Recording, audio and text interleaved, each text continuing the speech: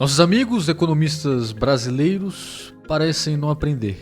Se o Brasil é uma economia que não aprende, os economistas brasileiros, ou pelo menos alguns deles, são economistas que nunca aprendem. Se vamos procurar pelas fontes de seu pensamento, encontramos não hábitos científicos ou economistas de fato sérios, mas sim pura agenda política.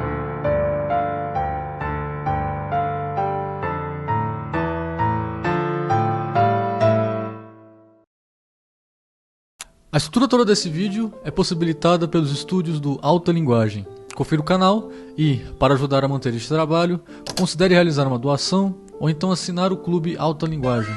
Com ele, você tem acesso a uma série de cursos sobre filosofia, economia, geopolítica, história e também tem acesso a uma comunidade de discussões exclusiva. Vamos pro vídeo. Os economistas que por aí no YouTube falam muito sobre YouTubenomics, hoje fazem muito no YouTube. Ou pelo menos fizeram. Vão muito em podcasts, fazem essas coisas todas. Eu gostaria de chamá-los de Podcastnomics, né? Em vez disso, ou MesaCastnomics, já que o formato aqui no Brasil não é nem sequer propriamente de um podcast mesmo. Se é uma coisa que devemos investigar aqui, é o caminho industrial que o Brasil tomou, especialmente na primeira fase do século XX, primeira metade do século XX. O caminho que Getúlio Vargas escolheu para o Brasil, e foi um caminho decisivo, foi a questão da industrialização do Brasil ter sido uma industrialização movida pelo Estado. É claro, tivemos indústrias antes no Brasil, rudimentares de fato. O Brasil no século XIX não era um país que tinha jazidas de carvão ou coisa assim para crescer sua indústria. Na verdade, era algo muito difícil procurar minérios ainda lá na Amazônia e em outros lugares, que seja de uma forma que fosse de fato rentável para se construir uma indústria de larga escala, tal como ocorreu na Alemanha, ou na Inglaterra, ou então na França. De fato, foi muito difícil para o Brasil se industrializar e ele desde sempre se especializou em exportar commodities, isto é, mercadorias primárias, por assim dizer, sem serem manufaturadas. O café sai daqui de Minas Gerais, de São Paulo, de outros locais, vai para a Suíça, lá ensacado, torrado e tudo mais, e volta aqui para o Brasil pelo dobro do preço. O petróleo aqui do Brasil sai na sua forma bruta, vai lá para a Europa, para os Estados Unidos, é refinado, ou para as Arábias, inclusive, é refinado, e volta aqui para o Brasil sobre o dobro do preço. Por isso a gasolina muitas vezes é tão cara. Mas houve também um outro empecilho para isso. Por algum motivo, a industrialização no Brasil, no caso a indústria no Brasil, foi de muita baixa produtividade. Até hoje o Brasil ele ainda é muito especializado em commodities, em soja, essas coisas assim, minério de ferro, em coisas ainda não processadas e não manufaturadas. Isso é algo a se discutir. Quando falamos em crescimento econômico, com o economista austríaco Eugen von Bernbawerk, em sua teoria positiva do capital, conseguimos entender que o crescimento econômico consiste antes de tudo no crescimento da malha produtiva deste país, de forma que com essa malha produtiva mais demandas possam ser satisfeitas. Assim, o insight de Bernbawerk é primordial. A expansão da produção se dá na medida em que, para chegar aos bens de consumo finais, caminho até eles seja cada vez mais indireto. Isso ele chamou de Umwelt, ou como em inglês chamam, roundaboutness, o caminho indireto, você precisa rodar várias vezes. Isso é ilustrado por uma série de gráficos. Você pode ver um, por exemplo, se você procurar no Google por roundaboutness, você vai encontrar um gráfico de um triângulo. Quanto maior vai ficando a hipotenusa do triângulo, mais bens são produzidos no final, maior é o output. Cada linha ali que separa o triângulo, temos um estágio de produção. Me corrija se eu estiver errado, é claro. Aprendemos isso. Então, indo para a economia mais moderna, conseguimos entender que o crescimento econômico ele se dá a partir de maior complexidade econômica. Métodos cada vez mais indiretos levam a uma economia cada vez mais integrada, interdependente e então complexa. A divisão do trabalho é cada vez mais enrijecida, necessária. Pense no famoso exemplo do lápis que rola por aí na internet num vídeo famoso do Milton Friedman. É claro, nossos economistas da economia de podcast, do Podcastnomics, adoram falar sobre complexidade econômica, malha produtiva, mas a raiz das ideias deles não está necessariamente em Bawerk. Quando eles vão falar sobre os países que deram certo, por exemplo, como os Estados Unidos, como certas fases do Brasil ou então a Coreia do Sul, eles não falam sobre o trabalho de economistas, mas sim o trabalho de generais, como o caso do General Park, general desenvolvimentista, ou então da política econômica chinesa, que muitas vezes emula planos quinquenais. Eles amam falar tanto sobre um projeto. Planos quinquenais eram projetos. A economia que eles defendem, eles elogiam muito a economia soviética também. O Brasil, ainda mais, eles elogiam muito o Vargas, o projeto de Brasil ou o desenvolvimentismo então da ditadura militar com Geisel. Houve ali a construção do Brasil, o crescimento em mais de 11% ao ano do PIB. É claro, eles também não comentam de certas políticas que eles defendem e que foram defendidas inclusive em parte por Celso Furtado, como foi o caso do Plano Bresser e toda aquela mecânica com inflação e congelamento de preços. Algo muito complicado que fica na lista negra aí dos desenvolvimentistas aqui do Brasil. Mas enfim, os separinos mudaram muito desde Celso Furtado até aqui. Quando vamos falar sobre a raiz de suas ideias, os separinos de hoje, os ditos estruturalistas, baseiam suas ideias não em economistas, mas sim em Getúlio Vargas. Getúlio Vargas é a principal fonte da doutrina econômica dele. Getúlio Vargas não era nenhum economista. Getúlio Vargas era herdeiro da tradição positivista de Auguste Comte, ou então do socialismo de um Saint-Simon. Ele não possui muitas ideias econômicas, ele possui ideias políticas, a praxis, o poder. É isso que os economistas brasileiros hoje, pelo menos essa laia desenvolvimentista, parece muito bem defender. É claro, alguns deles vão para teorias econômicas mais refinadas, como o pós-keynesianismo, mas no final acabam defendendo só uma entidade-estado separada, santa, sacrossanta, que ela funciona por acaso numa lógica totalmente distinta da dos demais seres humanos. O Estado pode gastar quanto quer, porque ele produz moeda. É claro, inflação não existe. Aliás, inflação é alguma outra coisa, algum fenômeno inexplicável que não pelo aumento da oferta monetária. Oferta e demanda não se aplica ao Estado. Por isso mesmo, eles são absolutamente contra qualquer medida de austeridade fiscal. O Estado pode gastar de qualquer forma, da forma que quiser. Na verdade não. Como disse uma vez um tal de Jones Manuel num vídeo por aí, ele chegou falando: não, o Estado não pode gastar em qualquer lugar, não pode gastar em qualquer coisa. Ele tem que gastar, mas o gasto dele precisa ser justificado pela educação, pela segurança, pelo saneamento básico. É claro, eu posso criar escolas e colocar professores que ensinam educação financeira com base nos vídeos do Primo Rico e dizer que isso é por conta de educação. Mas não,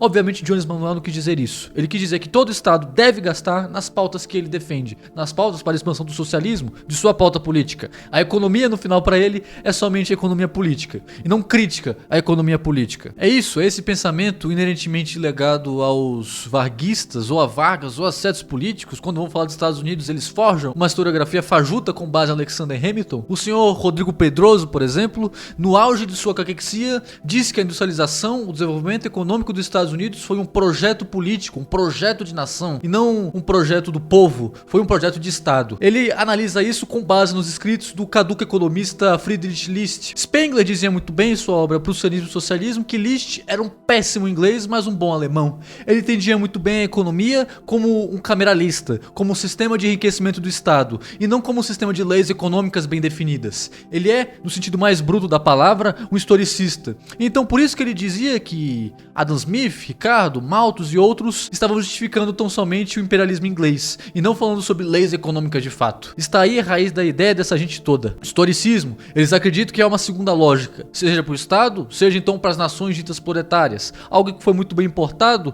pelos marxistas, e por isso tantos casam tão bem com o desenvolvimentismo, os vulgos economistas da Unicamp. É claro, essa gente sempre justifica o projeto econômico deles não ter dado certo. O Brasil tomou o rumo na industrialização com base na industrialização estatal, mas o desenvolvimentismo nunca foi aplicado. São os liberais o problema. Os liberais são um grande problema, eles que chegam ali e destroçam tudo, toda a economia, destroem a economia. Vale lembrar que o presidente liberal, Fernando Collor de Mello, foi aplaudido por Maria da Conceição Tavares em suas medidas não de abertura comercial, mas sim de congelar as poupanças. Isso ninguém mais fala também. Ela errou em quase todas suas previsões sobre a economia brasileira, mas o que valem são suas palavras de efeito, chamando os outros de tecnocratas. É muito bem, ela pode dizer, ninguém come PIB. Mas é claro, ela acha que o PIB não quer dizer nada. Ela acha que a quantidade de dinheiro que há em um país e o quanto a totalidade de produtos e de valores produzidos nada quer dizer. É claro, renda per capita para ela provavelmente não quer dizer nada. A renda familiar, o nível de salários, talvez não queira dizer nada também para ela, pois são tudo números no final das contas. Esses números todos, qualquer um que saiba o básico de economia,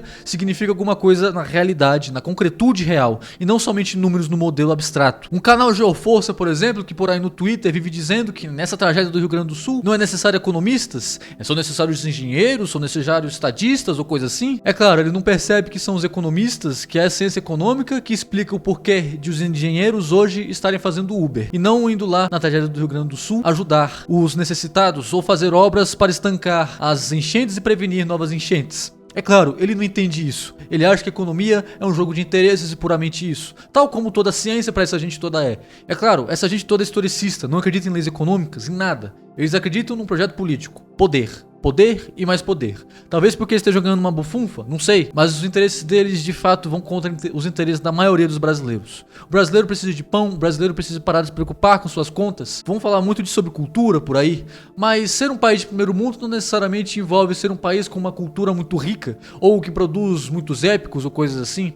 Pense, por exemplo, em países europeus que ninguém nunca ouve falar. Ninguém fala sobre uma cultura croata. Ninguém fala sobre uma cultura da Estônia. Uma cultura autenticamente australiana. Um épico da Austrália? É claro, ninguém fala nada sobre isso. A China é um país que morreu já há muito tempo. Eles não mantêm suas estruturas tradicionais, importaram o marxismo-leninismo aos seus modos, mas Xi Jinping não é de nenhuma dinastia. As dinastias chinesas já acabaram. Acabou a religião chinesa, eles são ateus. Perseguem o cristianismo, inclusive qualquer resquício de cultura ocidental eles perseguem, a não ser que sejam os meios técnicos, a televisão, rádios, computadores, tudo isso eles abraçam muito bem, inclusive copiam, mas nunca chegam a desenvolver alguma autenticidade com relação a isso. Recapitulando, meus amigos, os brasileiros são economistas que muitas vezes não aprendem. E a raiz de vários dos problemas brasileiros é que o pensamento econômico deste país nunca se baseou de fato, pelo menos o pensamento econômico que de fato vingou, nunca se baseou de fato em economistas, em uma ciência econômica, mas sim em políticos defuntos.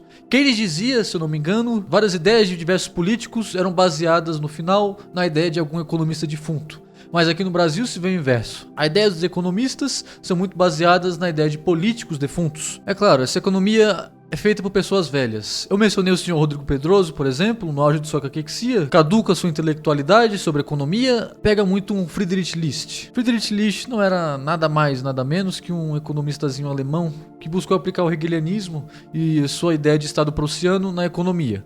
Nada mais disso. List não era nenhum aristotélico, basta consultar sua biografia. Essa gente toda se baseia numa historiografia fajuta.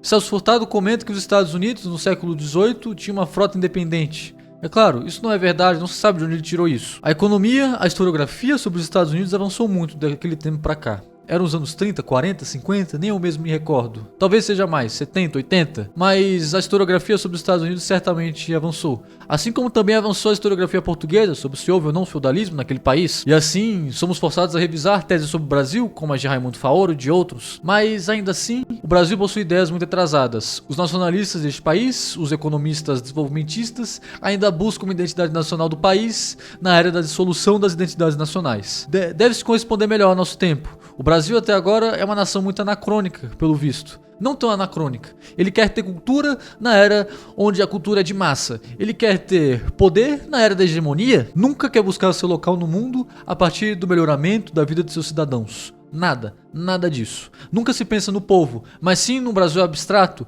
num nacionalismo dito fiduciário que exalta onças, macacos e alguma outra coisa aí. A Amazônia, essas coisas assim. Fala-se sobre ONGs americanas e europeias cobiçando a Amazônia, mas nada se fala sobre instituições de propaganda chinesa aqui no Brasil, ou então sobre a institucionalização da propaganda russa a partir de candidaturas que há por aí. Enfim, o Brasil é um país muito anacrônico. Ainda se pensa em comunismo quando o comunismo já foi derrotado. E ainda se pensa em nacionalismo com políticas econômicas mortas, feitas inclusive por velhos que são pautados em pessoas mais velhas ainda. Defuntos que nasceram no início do século XX. Enfim, este vídeo é uma crítica a todas essas pessoas e que, para resolver os problemas econômicos do Brasil, é necessário revisar todo este pensamento dessa gentinha. Esse foi mais um vídeo, espero que vocês tenham gostado. Se gostaram, dê seu like. Se você gostou e não é inscrito ainda, se inscreva, compartilhe o vídeo com quem você quiser. Comente o que achou do vídeo. Não deixe de conferir o canal do meu amigo Kerbis, Psicologia e Cosmovisão. Muito obrigado, fique com Deus e até o próximo vídeo.